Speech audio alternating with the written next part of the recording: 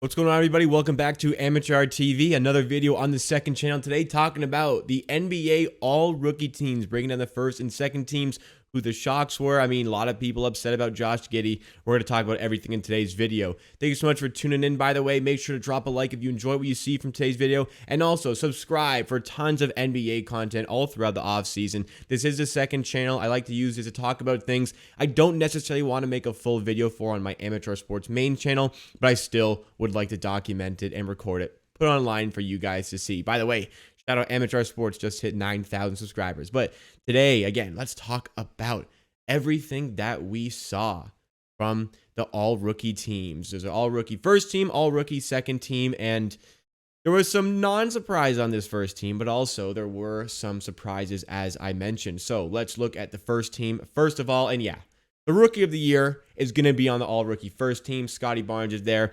No surprises with Cade Cunningham. No surprises with Evan Mobley. No surprises really with Franz Wagner. In fact, Barnes, Cunningham, and Mobley were all unanimously voted onto the all-rookie first team, which again is not a surprise. But people were surprised and were upset about the fact that Jalen Green made this team. And people were upset that he made this team because Josh Giddey did not. Josh Giddey was on the all-rookie second team along with Ayo Dosunmu, Chris Duarte, Bones Highland, and Herb Jones. Shout out Herb Jones, by the way. It's a shame Herb Jones could not have been on the first team. I think he really could have been over Franz Wagner. I ultimately wouldn't have done that, but I think that it possibly could have made it. Regardless, I'm pretty happy with the way these teams look, but I think there definitely is a debate between Josh Giddey and Jalen Green, which we are going to discuss in this video a lot more. And Josh Giddey himself was also feeling like he deserved that spot on the all-rookie first team 100%. And you have to say it's a little bit of a case for Giddey because over the course of the season, there were 5 Rookie of the Month awards handed out. Josh Giddey plays in the West with Jalen Green. Josh Giddey won the award 4 times. Jalen Green won the award 1 time. But Jalen Green did win the last award they gave out for the season for the month of March and April. They gave it out for both months since he didn't play the full month of April. Anyways, Jalen Green had 1, Josh Giddey had 5. So you would think, okay, Josh Giddey was the better rookie for like the entire season. So how the hell was he not on the all-rookie first team? And that's kind of what I was thinking initially. So I decided to investigate a little bit more and dive into these statistics. Now, these statistics don't mean everything. Stats don't tell the complete story about a player. They can be highlighting to things that we want to know about certain players, but they are best used in unison with the eye test, with analytics, among everything else to determine how good a player is. But let's actually look at these statistics. And we have Josh Giddey. Very good season for a rookie especially. 12.5 points. About 8 rebounds, about 6.5 assists. Like, this guy could be a triple-double machine in the future. And field goal percentages, around 42% from the field. Not great, but for maybe a player in his position, you can kind of excuse it. And then you also look at his three-point percentage, 26%. Now, that's something that could improve as well. Free throw percentage, just above 70%. So, nothing like really spectacular here. You go to Jalen Green, and you've got 17.3 points per game.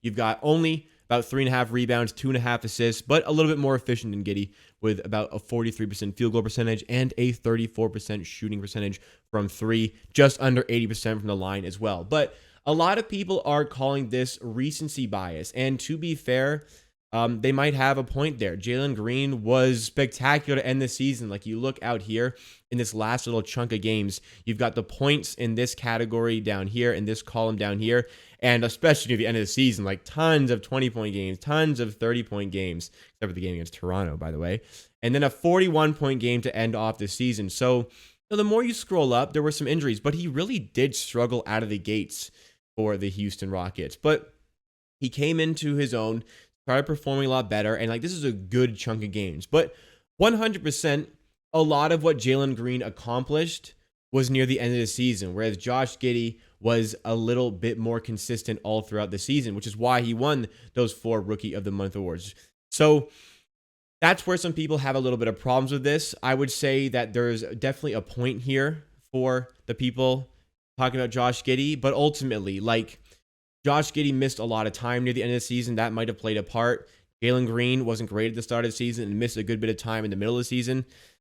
There's a lot of arguments on both sides. Ultimately, I feel like Jalen Green was maybe not consistent, but the highest of highs that he had were really, really good. And for Josh Giddey, those highest of highs weren't quite on the same level as Jalen Green. And Jalen Green also played 13 more games than Giddey. Jalen Green played 67 games compared to Josh Giddey, who played 54 games. So initially, I was kind of looking at the teams, and I was thinking like 100% Josh Giddey should be in here ahead of Jalen Green. Like Jalen Green only lit it up at the end of the season. But from a statistical standpoint, Jalen Green was better all throughout the season. Maybe from an on-floor impact, Josh Giddey edges him out in that category. But when you look at both players, when you compare both players in terms of statistics, Jalen Green has the edge. When you look at the players in terms of games played, Jalen Green once again has the edge. On the court, the impact, like Giddey is a guy who can kind of control the game.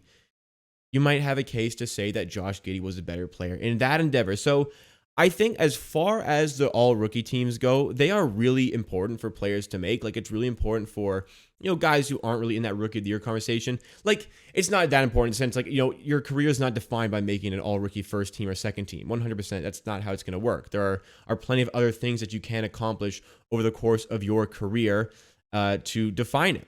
And the all rookie team isn't going to be one, but it is nice and it is a real good confidence boost to get in that spot. And from a personal standpoint, you want to be recognized for your efforts over the course of the season. So I can understand why Josh Giddey is upset. And honestly, no matter who got in of these two players, I think one of them would have been upset. The other one would have been upset and felt like they deserved it over the other. So my opinion on this situation, based on what I've broken down, and I'm going to be 100% honest here. I'm not out here watching every Oklahoma City Thunder game and every Houston Rockets game, all right? Like, I don't have the time for that, nor do I particularly have the interest in watching all of these games, you know what I mean? From what I've seen of the two players, from the stats that I've seen, all the extra analytics that I've seen of both of these players, I would say the NBA media made the right choice here in choosing Jalen Green. Josh Giddey, I think, has the right to be a little bit upset here, but ultimately, I think I would have gone for Green as well. So, all things considered, I think the right choice was made, but fans are always going to be upset. As far as the other players on this list, like we go to the all NBA rookie first team, and yeah, Scottie Barnes, Cade Cunningham, Evan Mobley, fantastic seasons. Franz Wagner, I got to say, I was really wrong about this guy coming into this season. I thought he was going to be a little bit of a draft bust. When you're talking about draft picks, like, Never say the player is not going to be that good, because like the expectation is for every lottery pick they are going to be good. So if you say they're not and you're wrong, like it looks so bad. But if you say a guy is going to be good and he isn't, like everybody thought he was going to be good. That's why he got drafted that high. So you don't look that bad. Anyways, I'm always going to say what I feel, and I didn't feel like Franz Wagner had the necessary skills to succeed in the NBA. I guess it was a little bit wrong for the way he can control the game. So I like his spot here. When it comes to the second team, talk about what they did. Chris Duarte was like hot early. Faded off a little bit, but still gave good minutes to the Indiana Pacers. Ayo Dosunmu shocked a lot of people with what he did this season. He was a great player for the Chicago Bulls en route to being that 6th seed, hoping to build up that next season. Bones Highland, good three-point shooter. I thought he was worthy of this spot. Herb Jones, I mean, oh man, guys. You don't already know, I love Herb Jones. Herb Jones is so good at basketball. Like, I would do some foul things to bring Herb Jones to the Raptors. Like, he is such a good defender. I remember the first time I watched this guy play against the Raptors, and I was just like, oh my goodness, this guy is so good. Like, and I hadn't heard much about him because it was early in the season, in his rookie season, right? He wasn't really known coming into the season by like an average NBA fan. I was asking my chat in our Twitch live streams, our watch-alongs, I'm like, do people like talk about this guy? Do people know this guy is nasty or what? Like, what is going on right now?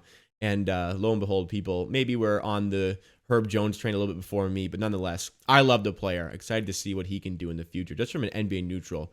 What a player that is. Enough Herb Jones drool. Scottie Barnes is Rookie of the Year. It was great to see him on the list. I think the Raptors have had 8 all-rookie players in the past. And, well, make it 9. Scottie Barnes is one of them. I'm so excited to see what these guys can accomplish in the future. So excited to see what Scottie Barnes accomplishes in the future. So now, final question I want to leave with you guys. Which of these players is going to be the best from this rookie class? Or probably won't be anybody other than these guys, but what is going to be the best player to come out of the 2021 NBA draft? Obviously, right now it's looking like Scottie Barnes.